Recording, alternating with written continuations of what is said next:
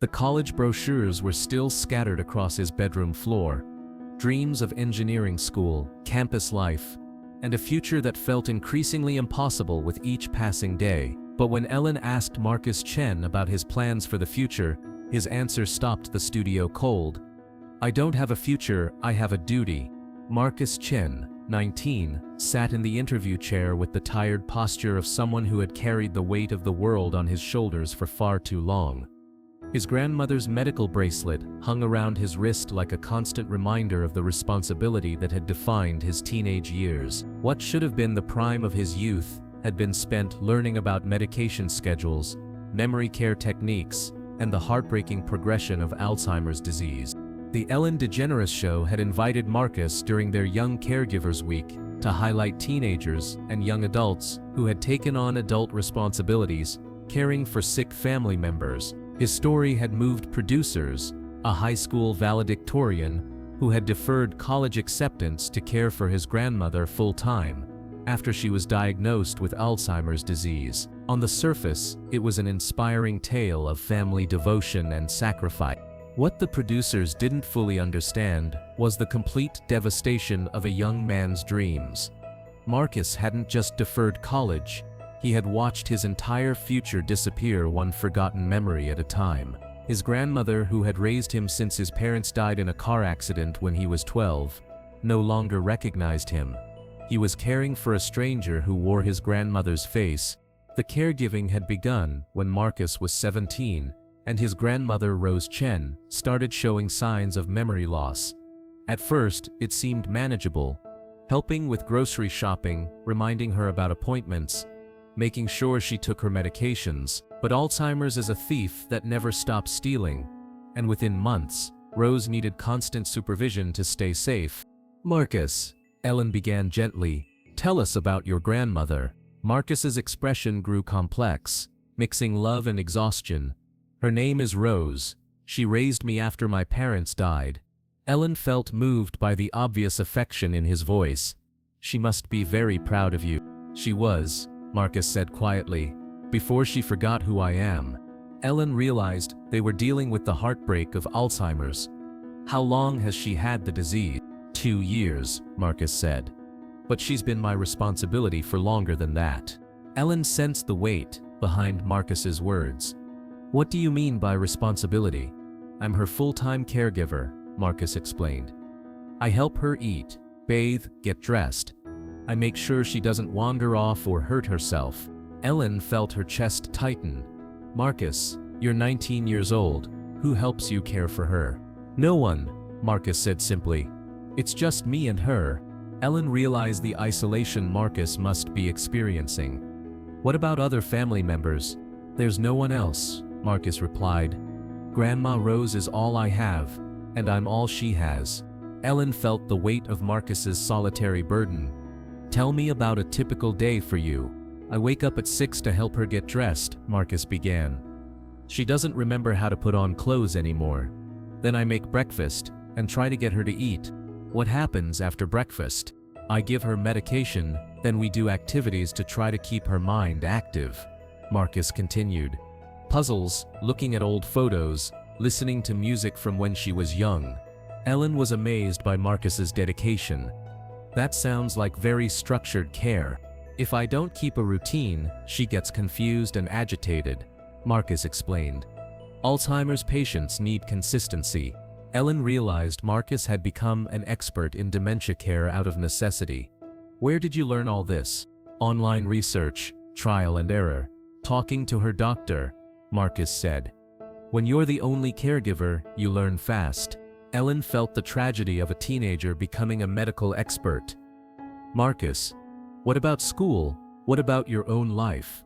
Marcus's expression grew sad. "I graduated high school, but I had to turn down my college acceptance." "Which college?" "MIT," Marcus said. "Full scholarship for engineering." Ellen felt her heart break. "You turned down MIT?" "I couldn't leave her," Marcus said. "She needs 24-hour supervision. If I left for college, she'd have to go to a nursing home." Ellen realized the magnitude of Marcus's sacrifice. "What's wrong with a nursing home?" "She's terrified of strangers." Marcus explained. When new people try to help her, she gets panicked and aggressive. I'm the only person she trusts, even though she doesn't remember why. Ellen felt overwhelmed by the impossible situation. So you gave up your entire future?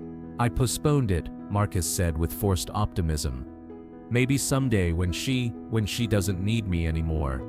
Ellen understood what Marcus couldn't bring himself to say. When do you get time for yourself? I don't really, Marcus admitted. I can't leave her alone for more than a few minutes. Ellen felt the complete isolation of Marcus's existence. What about friends? Dating? Normal teenage activities? My friends are in college now, Marcus said. I haven't dated anyone because I can't explain why I'm always unavailable. Ellen realized Marcus had sacrificed his entire social development. Do you ever feel angry about this situation? Marcus was quiet for a long moment. Sometimes I feel guilty for wanting my own life. Ellen felt tears forming. Marcus, wanting your own life isn't selfish. You're 19 years old. But she raised me, Marcus said. When my parents died, she could have put me in foster care.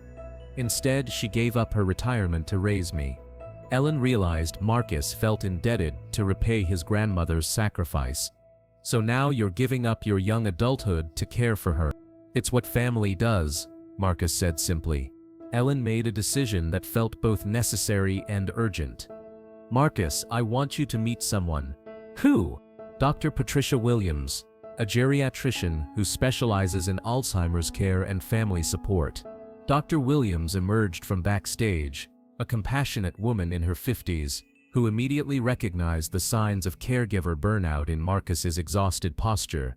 Marcus, Dr. Williams said gently, I've been listening to your story and I'm very concerned about you. Marcus looked confused. Why? I'm taking good care of Grandma. You are, Dr. Williams agreed. But who's taking care of you? Marcus didn't have an answer. Ellen felt the importance of this intervention. Dr. Williams, what do you see when you look at Marcus? A young man in crisis, Dr. Williams said directly. Marcus is experiencing severe caregiver burnout, and he's at risk for depression, anxiety, and complete social isolation. Marcus looked defensive. I'm fine. Grandma needs me. Your grandmother needs professional care, Dr. Williams replied gently. And you need to be 19 years old. Ellen realized this was about more than just caregiving. Dr. Williams, what options does Marcus have? Several, Dr. Williams said. Adult day programs, respite care, professional home health aides, and yes, memory care facilities that specialize in Alzheimer's patients. Marcus shook his head. She won't accept help from strangers. With proper introduction and transition, most Alzheimer's patients can adjust to new caregivers. Dr. Williams explained, Marcus, you've become so focused on being her only caregiver that you've forgotten she might be able to accept other people. Ellen felt hope building. What would that look like?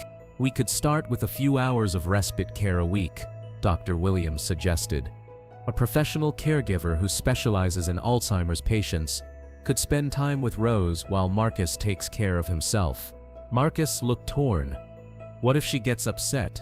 Then we adjust the approach, Dr. Williams said. But Marcus, you can't sacrifice your entire life. That's not what your grandmother would want for you. Ellen made an announcement that changed everything. Marcus, the Ellen Show wants to help you get your life back. Marcus stared at Ellen in confusion. What do you mean? We want to pay for professional caregiving support for your grandmother, Ellen explained. Enough hours to allow you to go to college. Marcus's eyes filled with tears. But I already turned down MIT. Ellen smiled. We've been in contact with MIT. They're holding your scholarship and they want you to start in the spring semester. Marcus was sobbing now. I can't leave her. You're not leaving her, Dr. Williams said. You're ensuring she gets the best possible care while you build the future she raised you to have. Ellen felt moved by Marcus's loyalty, but concerned about his sacrifice. Marcus, what do you think your grandmother would say if she knew you gave up MIT to care for her? She'd be angry, Marcus admitted. Before the Alzheimer's, She always said education was the most important thing. Then honor her wishes, Ellen said gently. Get the education she wanted you to have. Dr. Williams addressed Marcus directly. I want to introduce you to a concept called graduated care. We start slowly with professional caregivers spending time with your grandmother while you're present. So I can see how she reacts? Marcus asked. Exactly. If she adjusts well, we can gradually increase the hours until you have enough freedom to attend classes. Ellen made another announcement. We're also connecting you with support groups for young caregivers and providing funding for professional care for as long as your grandmother needs it. Marcus was overwhelmed. Why would you do all this for us? Because you've spent 2 years of your life caring for someone who doesn't remember you, Ellen said. That's not just duty, that's love. And love deserves support. Ellen gestured toward the wings. Marcus, there's someone else here who wants to meet you. A young woman about Marcus's age emerged from backstage. Hi Marcus, I'm Jessica, and I've been in your exact situation. Marcus looked at her with curiosity. Really? I cared for my grandfather with Alzheimer's from age 16 to 20, Jessica explained. I thought I had to do it all alone, but I learned that getting help doesn't mean abandoning family. Ellen felt the power of peer support. Jessica, how did you balance caregiving with your own life? By accepting that my grandfather needed more than I could give him, Jessica said. Professional caregivers had training I didn't have. Memory care facilities had resources I couldn't provide. Marcus listened intently. What happened to your grandfather? He's in a wonderful memory care facility now, Jessica said. He's safer, better cared for, and I visit him every week. I'm also finishing my senior year of college. Ellen realized Jessica represented hope for Marcus's future. What would you tell Marcus? That loving someone doesn't mean sacrificing yourself completely, Jessica said. Your grandmother raised you to have a future. Honor that gift by actually having one.